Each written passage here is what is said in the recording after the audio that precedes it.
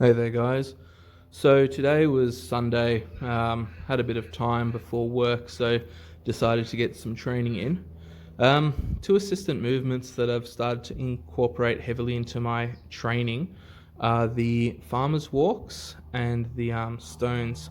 So, farmer's walks, a little bit different to other carry variations, especially these ones as they have really thick handles, but it's also the manner in which you do them. So for me, when I do my farmer's walks, I'm not trying to make it as easy as possible on myself. When I do them, I try and retract my scapula and then elevate them. And the reason I try and retract is, it's very similar to a bench press position. When you're under load, you retract them. But when you elevate them and, trying to make your shoulders, reach up towards the ears, you place a lot of stress on your upper traps. So they're under, constant load, constant tension.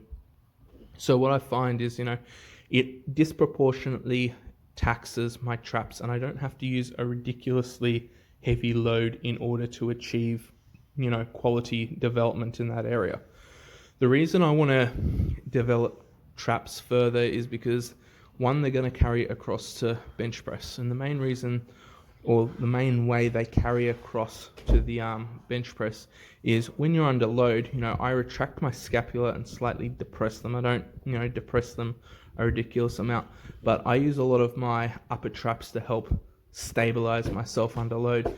So, if I can build up the supporting muscle groups and having that extra degree of stability under load, it's therefore going to mean that my overall bench press is going to increase, just simply because I'm more stable. And the same thing sort of holds true then with the handles. I'm trying to tax my forearms, and that's why I went with the extra thick handles, they're like 53 mil. So gripping onto them is going to be really, really taxing, and it just burns out the forearms, but I don't need to use a ridiculous load again to achieve it. And bigger forearms, stronger forearms, they're going to help on all your, pulling movements. They're going to help on deadlifts. Your grip's never going to give out if you've got really strong forearms. But with the bench press, when you're in the base position where you're pausing it, you'll notice your forearms will sort of merge into your sort of bicep. They compress under load, and you sort of get a bit of a natural spring out the base. But it also adds to stability again under load, just helps stabilize your elbow that little bit more, and at the end of the day, the more stability you have under load, the stronger you're going to be. And that's why you wear a weight belt. You increase your intra-abdominal pressure, you got more stability in the region, therefore you're going to lift more. So that's the reason why I'm using farmers walks to help bring up bench press in a roundabout way. But also farmers walks, when you're standing and walking, there's a lot of tension in your back as a whole anyway. So, a bigger back, again, you're more stable on the bench press. Bigger back, stronger forearms are obviously going to carry across to the deadlift, which, deadlift, is going to bring up your total significantly, especially if you're good at it, which, I'm trying to work my numbers up because my deadlift in proportion to my other lifts isn't that great. And then the other movement that I've been doing is the stones, and I find stones are just so taxing, heart and lungs wise.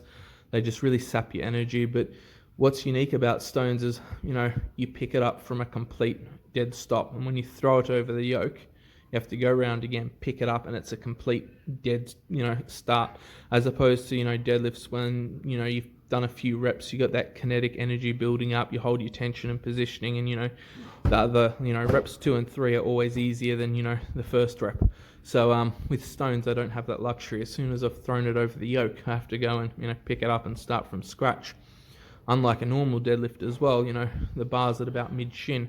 Depending on how I pick up the stone, I can be at a severe, deficit. And I have to squat down a lot lower, and I can't always get my hips as close, to the center of gravity as the stone, as I want, compared to a deadlift, because, my hands are by my side with a deadlift, and it's so much easier, it being a barbell versus a stone. It's awkward. You're in an awkward position. So you're going to have to brace a lot more with your core you have to think a little bit more about the lift and how you're going to perform it. But it's that, lower back strength endurance that I find, carries across really well to the deadlift and helped significantly last comp. But also, it carries across well to your squats because, heavy squats still taxes your lower back. So when it comes to squats and deadlifts, I found stones are a win-win. And then as I make the yoke higher as well, I've got to press the stone sometimes overhead. So I'm using a lot of, shoulders, triceps, to a degree, chest as well. But I use a huge amount of, core, especially abs, because when I go into a state of spinal extension, so leaning backwards, my abs have to really contract and hold me, in position so I don't overextend. Because one, that would be damaging, but secondly, I'd also fall over, if they weren't able to perform that task. So I find, it taxes my core in a very unique way because I can't sort of replicate that state of spinal extension with the load, sitting around my chest and shoulders with any sort of barbell movement that I'm aware of. So in that regard, stones for core development, has been a huge win. So you can see there, spinal extension, and then, using the core to hold myself into position. That's pretty much it. And then today, the night before it rained, so the stones were incredibly slippery. They just got covered in mud. So again, grip became an issue. Originally, I wanted to get 20 reps, but it was apparent that I was only going to get 10. So still happy with that. The goal is to work up to 20 reps in under 10 minutes. That should really give me some strength throughout the core and lower back. If you guys have any questions, about farmers walks or stones, drop us a comment below. If you guys haven't already, hit like and subscribe, and have a great day wherever you are.